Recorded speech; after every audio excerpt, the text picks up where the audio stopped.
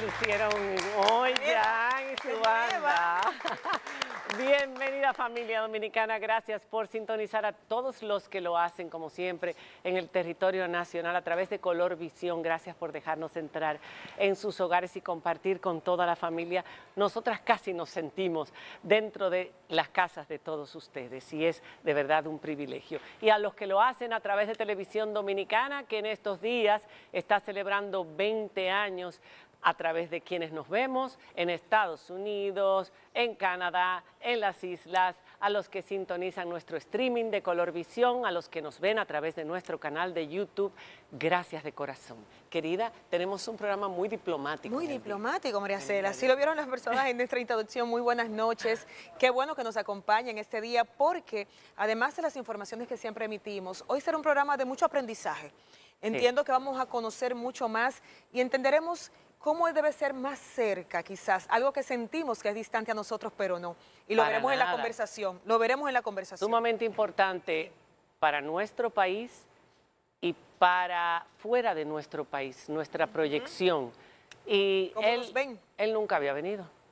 ¿Primera vez? No, en 5 años que tiene, 5 años que tiene, no había venido. Pero ya teníamos un acuerdo, ya teníamos una cuenta pendiente que para cuando llegara esta cumbre, este iba a ser el primer programa, porque esta, señores, la 10ª cumbre de las Américas, es la primera vez que se celebra en República Dominicana. Han habido 10, la primera fue con Bill Clinton la organizó en el 1994 y para nosotros va a ser muy importante, pero tenerlo a él también, porque son muchos los temas con los que podemos tocar con él y muchas las situaciones que ha tenido que enfrentar en nombre de la República Dominicana. Y hay que decir algo, no suelo hacerlo antes de presentar porque a veces condiciona, pero lo voy a decir ahora al aire.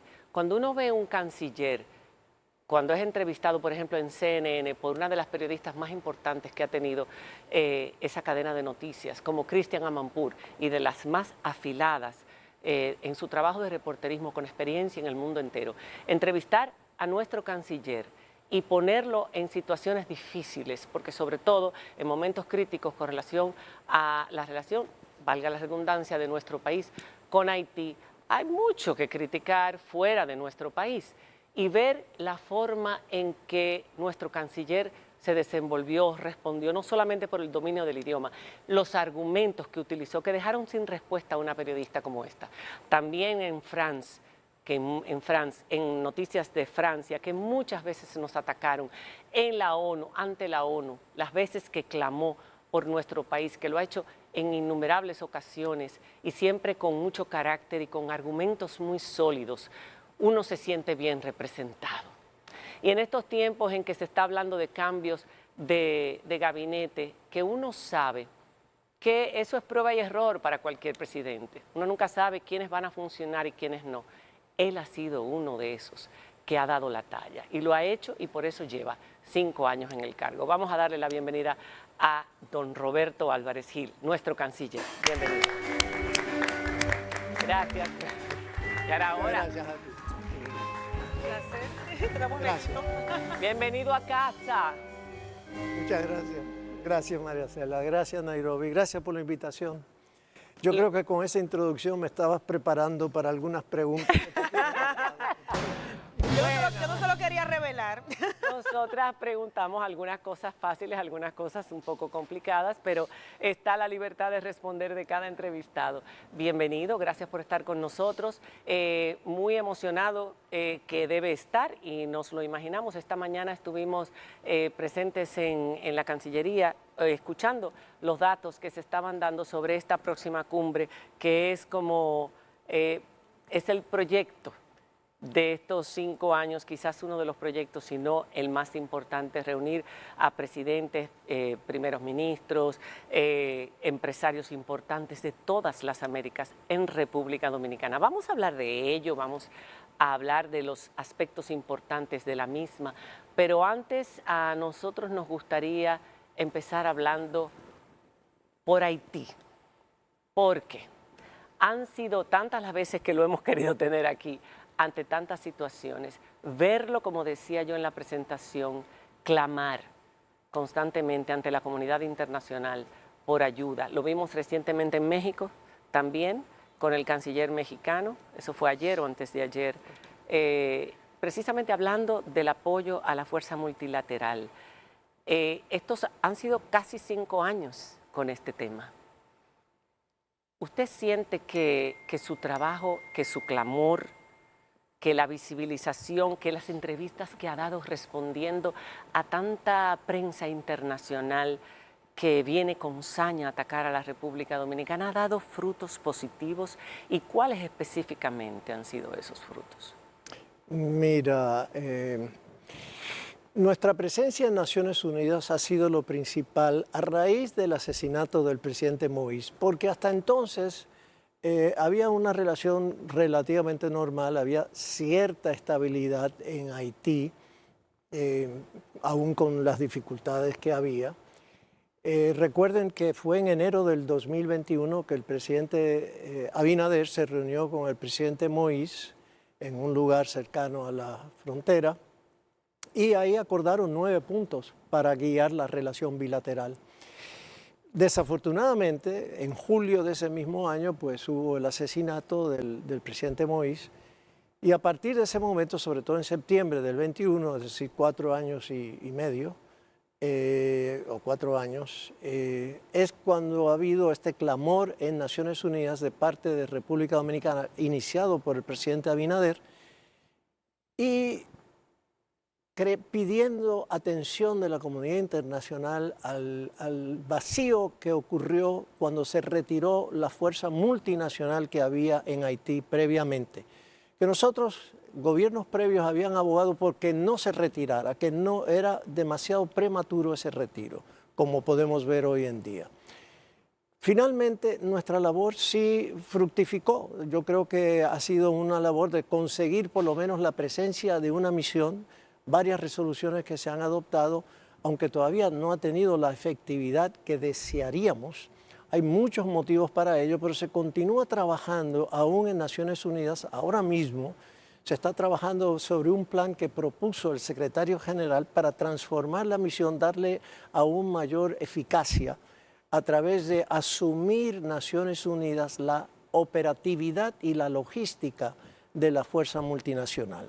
Así que si eso se logra, esa resolución, tendría de nuevo otra vitalidad la misión y en eso estamos trabajando ahora mismo. Con fondos, con apoyo monetario, con más fuerzas, porque se había prometido sumarles individuos a esa fuerza que no son suficientes los policías kenianos. ¿Qué es lo que ha prometido la ONU? ¿Qué es lo que pretende realizar?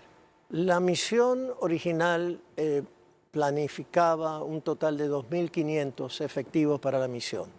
Lamentablemente, por falta de fondos principalmente, solo se han podido desplegar unos 1.000 hasta el momento.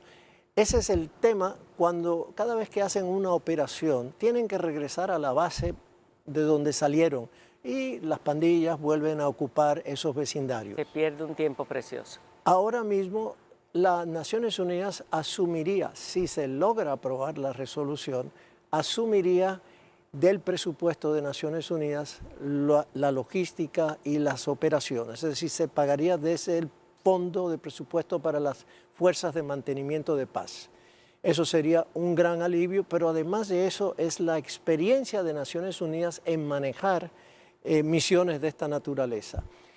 Los salarios, etcétera, ya tendrían que venir de contribuciones voluntarias. Ha habido contribuciones voluntarias, pero también ahora tendremos que redoblar esfuerzos en ese sentido. Recientemente, bueno, tan reciente como en el día de hoy, veíamos videos con supuestas amenazas de barbecue, diciendo que inclusive tomaría él mismo la sede presidencial de ser necesario. Hago referencia a este video porque me gustaría saber, conociendo la situación que vive Haití, actualmente, ¿cuál es nuestra relación diplomática con Haití? ¿Cómo van las comunicaciones, los diálogos mutuos y los acuerdos? Nosotros tenemos relaciones dentro de las dificultades inherentes a la situación haitiana, tenemos unas relaciones de un diálogo continuo De hecho, hace unos días atrás entró a República Dominicana uno de los miembros del Consejo Presidencial de Transición. Hoy hay un comunicado en la prensa explicando el motivo de su ingreso. Smith Augustin, quien fue embajador de Haití hace unos años atrás en República Dominicana, pues él ingresó y normalmente al país, incluso se le tomaron sus datos biométricos y todo, etcétera. Ha habido otros también ingresos por motivos médicos, así que, pero naturalmente los mercados binacionales es la fuente principal del contacto entre las dos poblaciones y las autoridades locales en los tres mercados, grandes mercados que hay, ¿no? de Dajabón, de Jimaní y, bueno, y cuatro, Pedernales y hay uno más en Elías Piña. Elías Piña. Sí, esos cuatro pues siguen funcionando y hay muchísimos otros mercados más pequeños que también funcionan normalmente. Lo que ahora mismo está cerrado el espacio aéreo hasta este momento por la inseguridad que existe en Haití. La inseguridad que también los dominicanos pueden sentir en momentos, sobre todo a través de lo que escuchamos en plataformas, en redes sociales, pero hoy, por ejemplo, en un titular del periódico El Día, decía el presidente que las relaciones con Haití no eran solamente un tema diplomático, sino también ya de seguridad, porque las bandas haitianas se estaban aproximando a la frontera. ¿Es algo que les preocupa? Pues, claro, es un tema de seguridad nacional, como dijo el presidente. Por eso tenemos, en diversos momentos hemos tenido de 9.000 a 11.000 efectivos de nuestras Fuerzas Armadas en la frontera. Exactamente para eso, para brindar la seguridad a nuestra población. Hasta ahora no ha habido ningún enfrentamiento. No ha habido ningún enfrentamiento, salvo casos aislados, no anecdóticos. No ha sido una cuestión planificada de hacer algún ataque hasta ahora. En ese sentido, afortunadamente, las pandillas han respetado aún hasta las sedes diplomáticas consulares dominicanas, bajo situaciones muy difíciles. Pero sí, es un tema que preocupa y por el cual le dedicamos atención. Yo diría que posiblemente de mi tiempo el 50% por lo menos es dedicado a Haití. El 50%, porque ha sido el mayor reto dentro de estos años en la Cancillería, pero retos internos debieron haber muchos al principio. ¿A qué te refieres? Bueno, la Cancillería siempre ha sido vista como el lugar donde se llevaban los nombramientos de personas allegadas al partido, relacionadas con funcionarios del partido y del gobierno. A lo largo de varias administraciones ha sido así. Poner una sola cuota para servicios consulares, dependiendo del país, también es algo que me imagino que tuvo que haber costado, porque todos sabemos cuántos cónsules se han enriquecido con los diferentes consulados, empezando por el de Haití, ahí al lado, uno de los países más pobres, el país más pobre del hemisferio. En ese sentido, ¿cuáles han sido los obstáculos y los mayores logros dentro de su gestión? Mira, hemos logrado profesionalizar el servicio exterior y la Cancillería de una manera importante. Ese ha sido uno de los objetivos principales porque la política exterior del gobierno del presidente Abinader tiene tres ejes. Primero es la protección de los dominicanos en el exterior. El segundo es la promoción de nuestras exportaciones y atracción de inversiones desde el exterior. Y el tercero es la promoción de nuestros valores, democráticos y de derechos humanos. Esos son los tres ejes.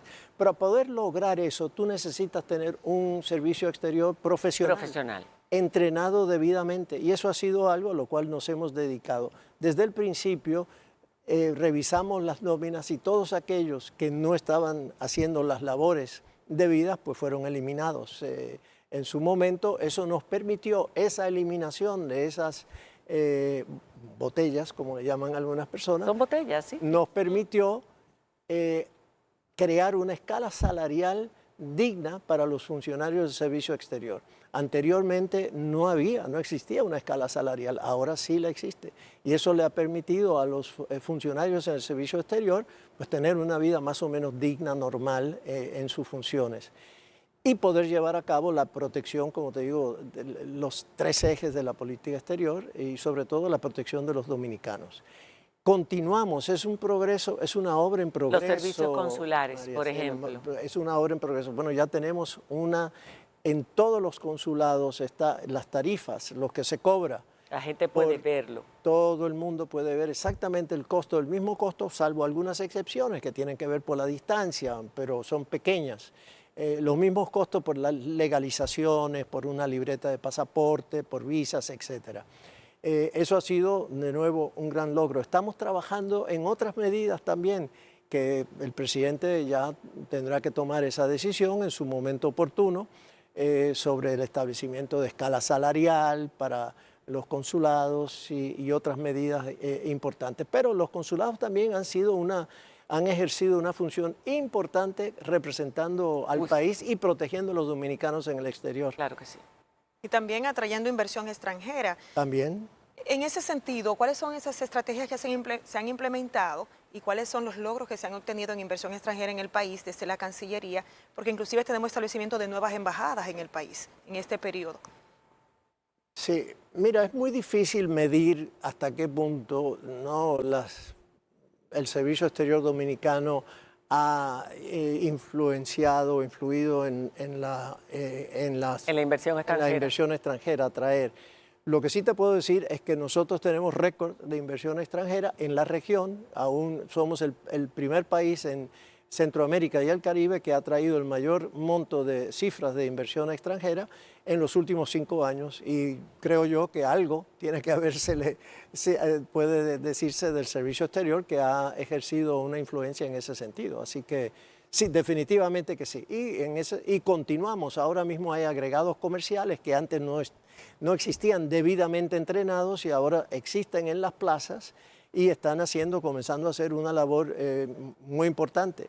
Y los embajadores mismos, para finalizar, están trayendo diferentes tipos de misiones. Por ejemplo, el embajador hoy, Raful, nuestro embajador en España, está trayendo estos jóvenes acá meritorios de la comunidad dominicana en España, pero también la embajadora en Bolivia ahora está trayendo una gran delegación, creo que de unas 70 empresarios en unos pocos días. Y así diversos embajadores y cónsules han estado trayendo también muchas misiones acá. Hablemos de la cumbre. Hablemos de la cumbre porque efectivamente va a ser un evento sumamente importante. Es la 10ª cumbre, independiente de la importancia o de la relevancia o de la trascendencia, más que nada, que puedan tener este tipo de eventos. Particularmente para República Dominicana, ¿cuál será esa relevancia? Tenerlos aquí en República Dominicana, ¿cuál será el tema este año? Y si la parte política va a estar opacada por quizás otro aspecto para darle mayor fuerza a esta cumbre. Estuvimos escuchando esta mañana, pero queremos que lo explique usted. Muy bien. Bueno, debería explicar que las cumbres de las Américas, que como tú dijiste en tu introducción, la primera fue en 1994, ha sido una idea originada por Estados Unidos. La lanzó Clinton en su primera. Desde entonces ha habido 9 previas, la última fue en Los Ángeles en 2022. Se celebran cada 3 años. Es el encuentro principal entre los presidentes, jefes de Estado y primeros ministros de las Américas, donde dialogan sobre los temas más importantes, el desarrollo, la integración, la democracia, derechos humanos. Y se toman decisiones importantísimas. En el caso del 94, en Miami, se adoptó lo que no prosperó eventualmente, pero que fue una idea importante, el Acuerdo de Libre Comercio de las Américas, llamado ALCA en ese momento. Bueno, no llegó a prosperar, pero la idea ha quedado ahí y la integración como una aspiración sigue muy vigente, igual que entonces. En Quebec, en el 2001, en la tercera cumbre, se adoptó la llamada cláusula democrática. Eso llevó a la adopción de la Carta Democrática Interamericana, que es un documento muy importante en las Américas, a pesar de todas las deficiencias que existen en nuestro continente en ese sentido, pero es un referente, es un documento referente. Bueno, así sucesivamente en otras cumbres ha habido también logros importantes. Para la República Dominicana, ¿qué se espera en esto? Bueno, en primer lugar, es para República Dominicana, el presidente Abinader como anfitrión de la cumbre, es un momento estelar para presentar al país y presentar la mejor cara para todos los dominicanos, no solamente el gobierno, ¿no? El presidente, desde el presidente a todos los ciudadanos dominicanos deben sentirse orgullosos de que vamos a ser anfitriones de la Cumbre de las Américas. Vamos a tener la oportunidad de tener un pabellón país en el cual se van a presentar cuáles son las posibilidades de inversiones en materia de turismo, de energía, de infraestructuras, etcétera, agricultura, cuáles son esas posibles inversiones. Así que de ahí, también te debería decir y explicarle a la audiencia, la cumbre tiene 4 foros o 4 aspectos. El foro de la juventud, que es un encuentro de la juventud, los líderes de la juventud de las Américas vienen y se van a reunir acá también. Los miembros de la sociedad civil más destacados, los empresarios y después los presidentes y los primeros ministros. Con tanta polarización, la parte política, porque hoy en día lo sabemos, entre lo que ocurre en los Estados Unidos, lo que ocurre en América Latina, con enfrentamientos con diferentes gobiernos, que son los gobiernos ya que conocemos de extrema izquierda y ahora también por asuntos ideológicos y económicos con Brasil y con Colombia, uno se pregunta, con tanta polarización y tanta separación que hay en este momento del líder, vamos a decir, hacia los demás países de América Latina, ¿tendrá importancia y tendrá peso? ¿Podremos contar realmente con una buena representación de presidentes y primeros ministros, que sabemos que no se han hecho todas las invitaciones, no se han enviado todavía las invitaciones a estos, pero podremos contar? ¿Usted cuenta con que sí? ¿Y estarán todos los invitados? ¿Habrá fuera países que no queden invitados? Porque ¿quién determina quién viene? Son varias preguntas. Pero es una sola en el fondo. Mira, María Cela, sí, hay una gran polarización en las Américas, lamentablemente en este momento política, que no es conducente a un buen diálogo. Pero nosotros, República Dominicana, el gobierno y el pueblo dominicano es un pueblo de diálogo. Nosotros estamos convencidos en el diálogo y eso es uno de los aspectos. Vamos a hacer todo lo posible por crear las condiciones para que exista el diálogo. Para que vengan todos. Para que vengan los que quieran venir a República Dominicana. Pero serán invitados todos. A dialogar. Eso todavía no han salido las invitaciones. Hay que sopesar toda una serie de factores, María Cela, que no te puedo en este momento, no depende solo de mí. Esto es un concierto de naciones en las cuales hay diversos intereses y hay que esperar hasta ese momento. No te puedo decir, eventualmente diremos a quiénes están invitados, quiénes vienen, pero sí te puedo decir que hoy, en el día de hoy, están saliendo invitaciones a 1.400 empresarios de las Américas. Esas ya salieron, están en curso. A la sociedad civil están todas también ya circulando, igual a la juventud. A los presidentes y primeros ministros saldrán, yo diría, en las próximas 3 o 4 semanas. Quiero rescatar, canciller, cuando usted mencionaba de esos foros que se dan en el marco de la cumbre, el foro empresarial, que ya mencionaba que se comenzaron a despachar esas invitaciones, la relevancia que tiene particularmente en este escenario y para la República Dominicana, ¿qué se espera? ¿Cuáles son las expectativas de ese foro en particular? Y también, si nos puede dar una orejita, ya que se mandaron hoy, de cuáles empresarios reconocidos internacionalmente están invitando, aunque no vengan, pero que están invitando. Sí, mira, dada la polarización, decidimos hacer del foro empresarial el centro, en cierto sentido, de la Cumbre de las Américas. Y por eso le estamos dedicando gran atención con la expectativa de que eso a la vez atraiga a los mismos políticos, a los presidentes y los primeros ministros. No te puedo decir nombres porque no creo que sería muy oportuno revelar aquí, pero sí te puedo decir que los principales empresarios, desde Canadá hasta Argentina, Chile, están siendo invitados. Ahí no habrá excepción alguna. Y hay son 2 días el foro empresarial, son el 3 y 4, y ahí van a haber una serie de paneles importantísimos y la oportunidad de los empresarios de tener no solamente diálogos entre sí, pero sino también de hablar de inversiones y proponer inversiones entre ellos a cualquier país y en las materias que ya les mencioné, ¿no? Desde energía, infraestructuras. Para nosotros es muy importante varios aspectos del foro empresarial en el sentido de, por ejemplo, el comercio transnacional, el comercio con Haití, de cómo regularizar ese comercio a través de lo que llaman, por ejemplo, puertos secos. No voy a entrar en eso. Es decir, hay muchos aspectos que podemos hablar en otro programa también en un futuro, que van a ser importantísimos, de gran beneficio para República Dominicana.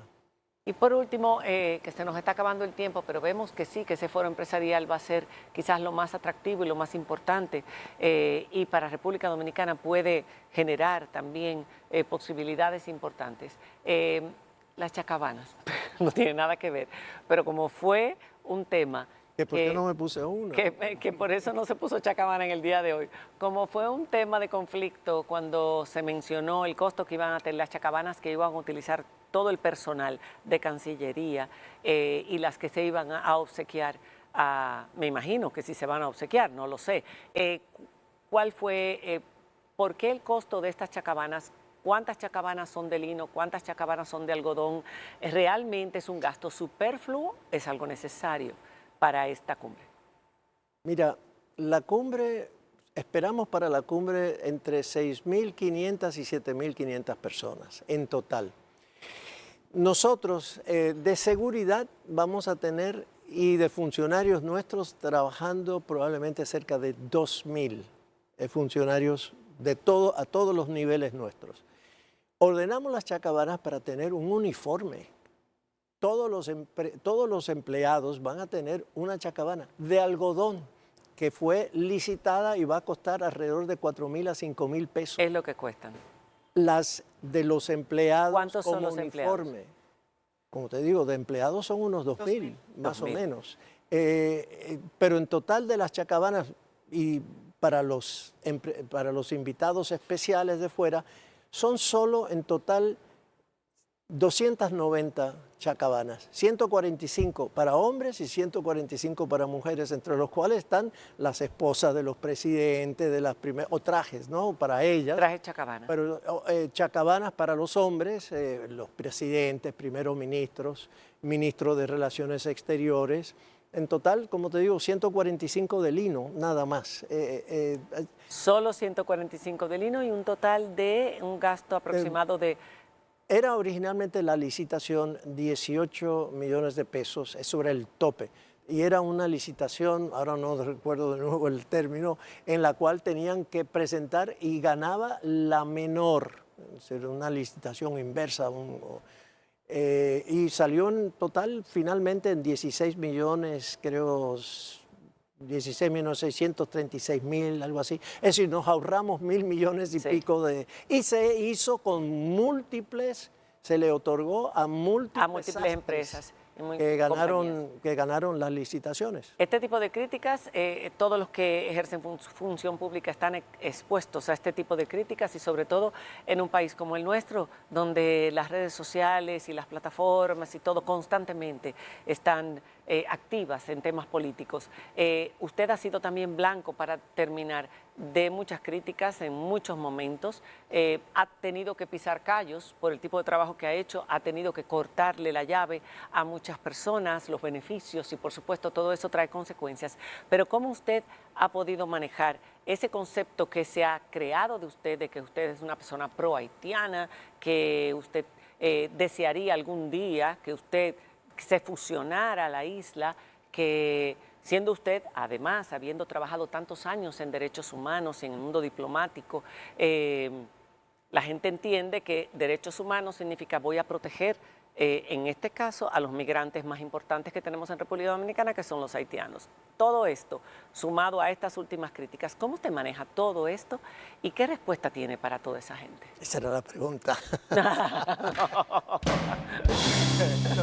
No, es que no se iba a ir de risitas tampoco, canciller. Mira, sí he recibido críticas, como todos los funcionarios de gobierno, uno no puede complacer al 100%, pero también he recibido afortunadamente elogios como el tuyo en la introducción esta noche, gracias. Y es parte de la vida. Yo, mira, soy dominicano 100%, y yo lo que hago es defender mi país y la nacionalidad dominicana. Ahora bien, yo creo en los derechos humanos, yo creo que toda persona tiene una dignidad inherente a su ser humano y todo ser humano debe ser tratado de esa forma, como tú o yo tratamos a cualquier otra persona, queremos que nos traten a nosotros.